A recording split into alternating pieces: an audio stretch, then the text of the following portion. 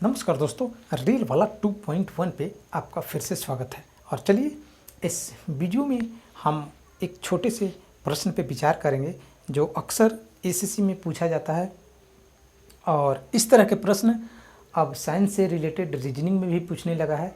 ठीक है, आपको सोशल स्टडी से भी संबंधित प्रश्न रीजनिंग से पूछने लगे हैं। तो किस तरह के प्रश्न पूछते हैं, चलिए हम उस पर आज विचार करते हैं। तो एक अरेंजमेंट से संबंधित प्रश्न आता है। ठीक है, आपको दे देगा, जैसे यहाँ पे एक प्रश्न लिखा गया है। ठीक है, शिशु, बचपन, किशोर, वयस्क, वृद्ध। ठीक है, इसको नंबरिंग से अरेंज करने के लिए आपको दे देता है। जैसे आपको लिख देगा यहाँ पे क्या, वयस्क, ठीक है,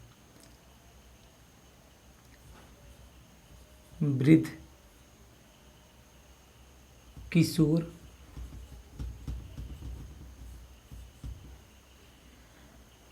उसके बाद है बचपन और शिशु। इसको नंबरिंग से अरेंज करने के लिए पूछ लेता है। ठीक है, घटते क्रम में या बढ़ते क्रम में। रीजनिंग में अक्सर ये एसएससी के रीजनिंग में मैंने देखा है और रेलवे में भी इस तरह के प्रश्न पूछने लगे हैं। तो यहाँ पे कन्फ्यूजन वाली हो जाती है कि ठीक है, सबसे पहले घटते क्रम में या तो ऑप्शन में दिया रहेगा या तो बढ़ते क्रम में दिया रहेगा। तो आप यहाँ पे फंस जाते हैं। कहाँ पे फंसता है ज़्यादा आदमी? ठीक है, तो ये फंसने वाली जगह कहाँ पे है? ये बचपन और किशोर या किशोर और वयस्क। ठीक है, कि किसको हम किस नंबर पे दें। ठीक है, तो सबसे पहले हम जान लेते हैं कि सबसे पहला जो अवस्था होता है वो होता है शिशु का। किसका होता है? शिशु। ठीक है, क्या होता है? शिशु। शिशु के बाद मेरा नंबर आता है किसका? बचपन का। यहाँ पे हम करेक्ट अरेंज करके आपको बता दें कि सबसे पहले कौन आएगा? शिशु आता है। उसके बाद क्या आता है?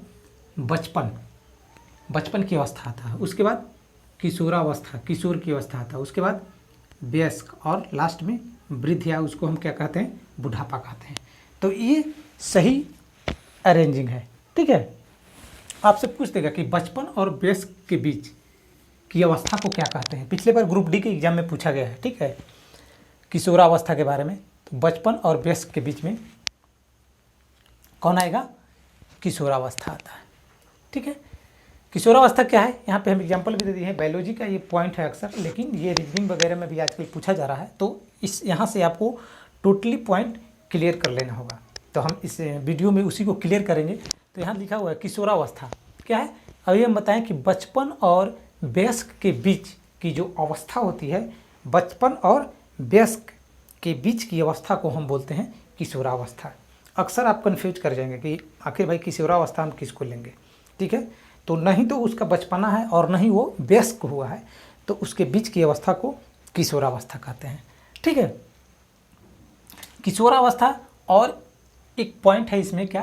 प्यूबर्टी। ठीक है, क्या है? Puberty as. क्या होता है मेरा? Puberty as. ठीक है, 9th और 10th क्लास के ये बायोलॉजी का भी पॉइंट है प्यूबर्टी एज। बहुत लोग से आप पूछेंगे तो प्यूबर्टी एज के बारे में परफेक्ट नहीं बता पाएगा। ठीक है, तो प्यूबर्टी एज का मतलब होता है क्या? परफेक्ट हिंदी बोले तो अक्सर ये अंग्रेजी में ही ज़्यादा प्रचलित है प्यूबर्टी एज। ठीक है, क्योंकि यौनावस्था इसको बोला जाता है। क्या बोला जाता है हिंदी में?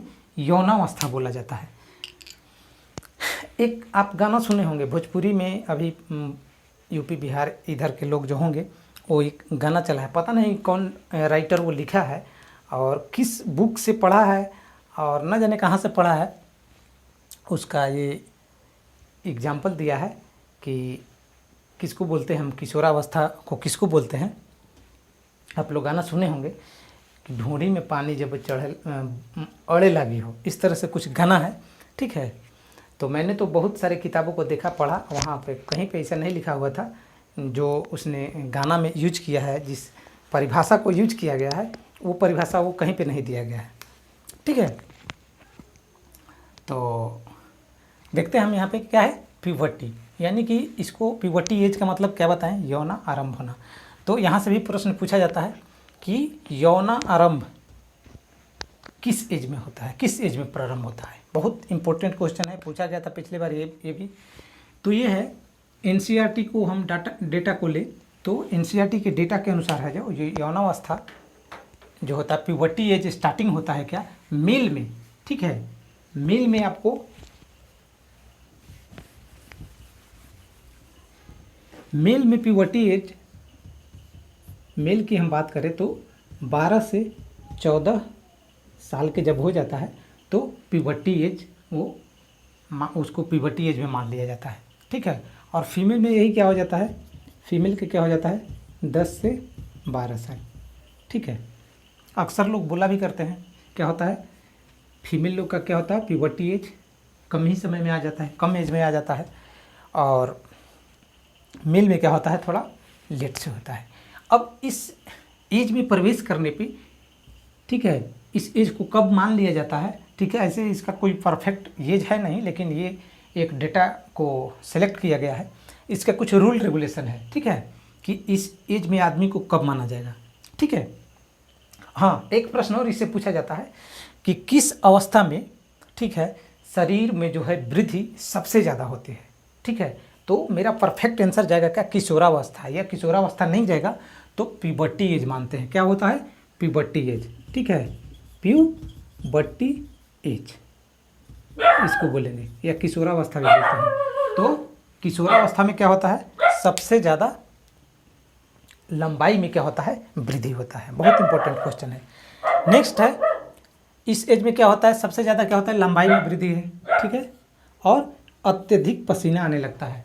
ठीक है, बॉडी से अत्यधिक पसीना आने लगता है, तब भी हम समझते हैं क्या कि किशोरा प्यूबर्टी एज स्टार्ट हो गया।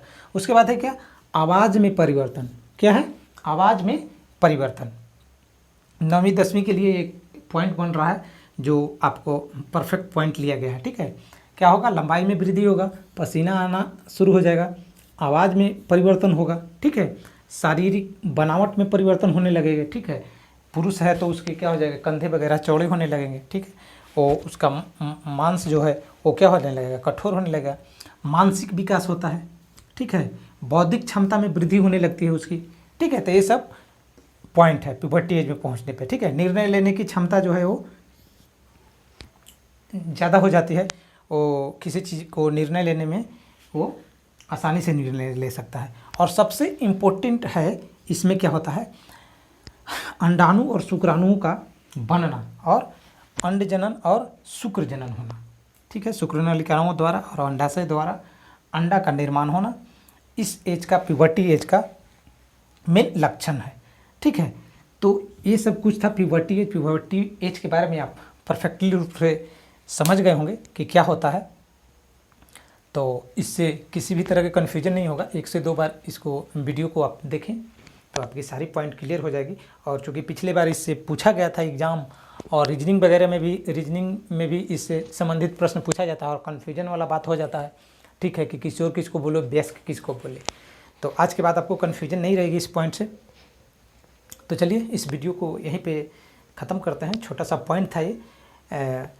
आगे के एग्ज़ाम में यदि इससे प्रश्न है तो आपका प्रश्न छूटेगा नहीं है। खासकर 9वीं 10वीं कक्षा के लिए ये बहुत ही इम्पोर्टेंट रहेगा। 2 नंबर या 3 नंबर के भी प्रश्न पूछेगा तो बना सकते हैं आप, या ऑब्जेक्टिव भी 3-4 प्रश्न इससे बनता है तो आप कंफर्म बना सकते हैं। तो चलिए वीडियो को यहीं पे ख़त्म करते हैं। ये हमारा वीडियो कैसा लगा इसके बारे में आप राय कमेंट कर ज़रूर दें। वीडियो अच्छा लगा है तो लाइक करें, शेयर करें दोस्तों के पास, और हमारे चैनल को अभी तक सब्सक्राइब नहीं किए तो सब्सक्राइब कर लें। तब तक के लिए धन्यवाद। जय हिंद, जय भारत।